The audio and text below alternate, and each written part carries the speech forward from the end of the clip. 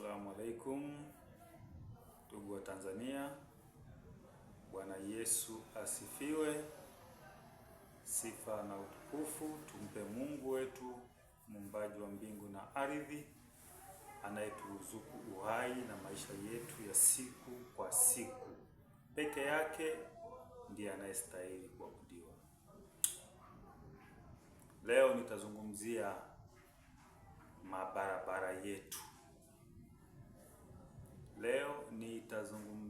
Mabarabara yetu, ukizingatia kwamba barabara ni moja ya sekta ambayo inakula fedha nyingi sana, hususan barabara za rami.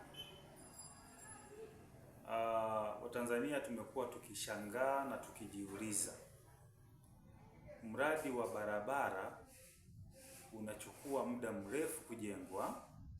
Muda huo watumiaji wa barabara wanalazimika kuwa na subira hadi barabara ikamiliki. Kuna zingine zinachukua miaka kadhaa, miaka 2, 3, 4, hususan zile za rami. Ndani ya wakati huo ikiwa zimetumia billions za fedha.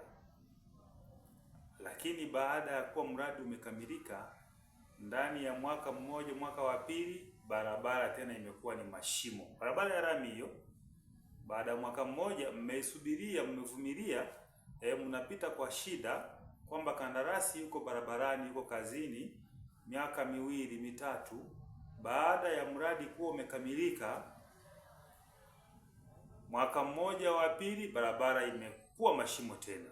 Nataka niwaambie sasa, mimi nazungumza kwa reference, nazungumza kwa mifano, nazungumza kwa ushahidi. Kama sina ushahidi wa kile ninachokizungumza, sizungumzi. Iko hivi, kinachopelekea asilimia kubwa barabara zetu hususan zile za rami muda mfupi zimeharibika tena, ni wale wanaoitwa consultant engineers.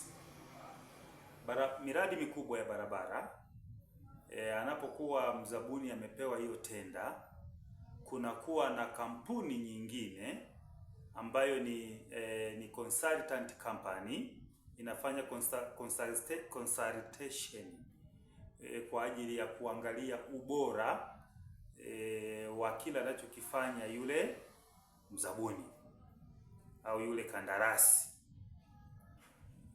Yule kandarasi maana yeye kandarasi akiachwa atafanya kila kitu chini ya kiwango. Sementi inapohitajika atafanya chini ya kiwango. Lami itakuwa chini ya kiwango. Moramu inapotakiwa itakuwa chini ya kiwango. Sasa kunakuwa na kampuni nyingine ambayo hiyo ni consultation company kwa ajili ya kumsimamia huyu mkandarasi ili atekeleze mradi kadiri mkataba unavyotaka. Sasa iko hivi, hawa wanaopewa kazi ya kusimamia consultant engineer hawa ndo sio wote lakini asilimia kubwa hawa ndo wanakuladili na hii kampuni ambayo imeshinda zabuni ikaijenge barabara. Huyu consultant engineer au consultant engineer wanaosimamia huyu mkandarasi ndo wanawekwa mfukoni, hatimaye barabara inakuwa chini ya kiwango. Hawa watu hawana dini kabisa. Barabara ya umma ambayo imegharimu billions za fedha, mtu mmoja anapewa fedha, anapewa rushwa, anaihujumu barabara, anahujumu mradi. Ndio maana nchi zingine huko huwa wananyongwa. Tunadhani wana roho ngumu, lakini kumbe hamna namna nyingine, wananyongwa. Natoa mfano sasa. Nimesema sizungumzi jambo bila reference, sizungumzi bila ushahidi. Kuna kampuni moja hapa kwetu Tanzania, na ni kampuni inayoheshimika sana na inafanya kazi nyingi, na ni kampuni kubwa. Kampuni hii iliwahi kupewa mradi wa barabara kilomita 50. Kilomita 50 kwa thamani ya bilioni 50. Sasa cha kushangaza, kulikuwa na kampuni yenyewe hiyo ambayo naihifadhi jina, maana kwenye mazungumzo ya leo sina haja ya kuitaja, lakini kulikuwa kuna consultant company kwa ajili ya kumsimamia huyu kandarasi.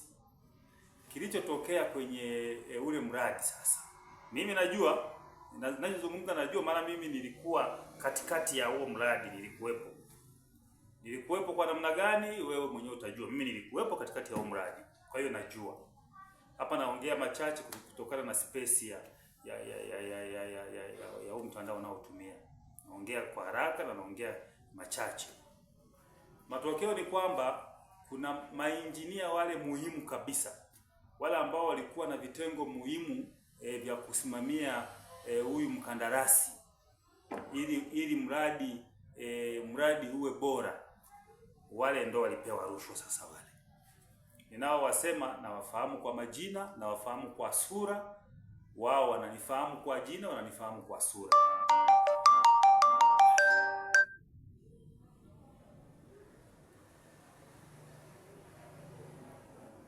Kwa hivyo wakawa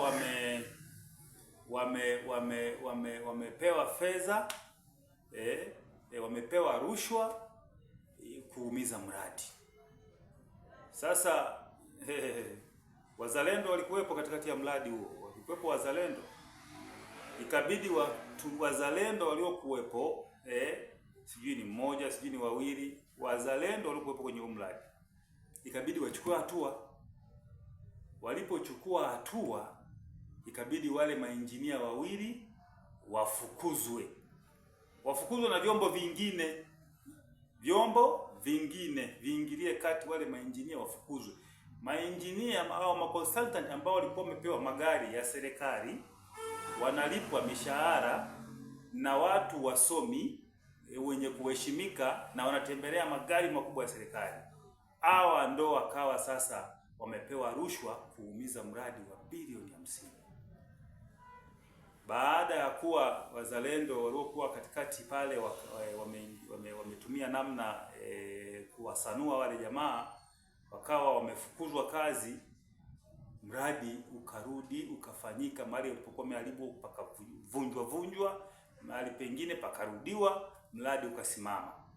Mimi huwa napita kwenye ile barabara, nafsi najihisi fahari, najisikia raha ndani ya nafsi.